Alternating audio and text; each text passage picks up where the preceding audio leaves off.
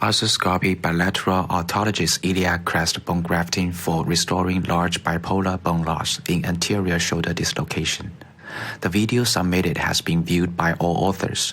The authors declare no conflicts of interest. The patient is lying in the lateral decupators. The arthroscope is inserted into the glenoid humeral joint to identify the bone loss of the glenoid and humeral head, and carefully debride the joint space. The patient is off-track lesion with large bipolar bone loss. Block was halved from the iliac crest and divided into two segments according to the size of the bone loss. And then two 4.5 double-loaded suture ankle was placed on the superior and inferior margin at the central area of hair-sac lesion after the preparation of bone graft.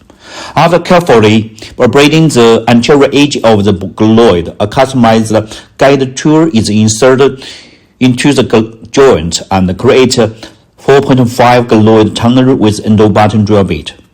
A number 2 high-strength suture was introduced into the glenoid tunnel by a PDS suture. After high-strength traction suture placement, the anterior-inferior portion was expanded and optimized the customized metal cannula to allow the bone block passage smoothly. Once the ideal location of the bone graft is determined, an additional endo button is installed on the posterior side of the glenoid. Subsequently, two push-lock suture ankle was placed at the anterior edge of the glenoid with two anti-rotating sutures respectively to control the rotation of the bone block. Two ends of blue suture at the superior ankle was grasped out of the joint from different capsular portions for replissage procedure. Two ends of different color suture at the inferior ankle was grasped with the same facing.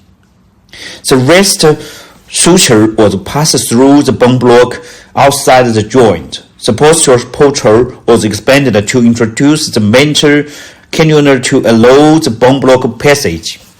Once the ideal position is confirmed, sutures are tied in double pulley fashion to securely attach the bone block to the hair-sac lesion.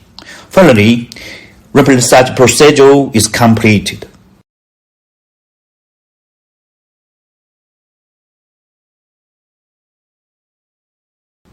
Once both bone grafts are docked on the ideal position, the anterior soft tissue was attached to the glenoid edge to strengthen joint stability.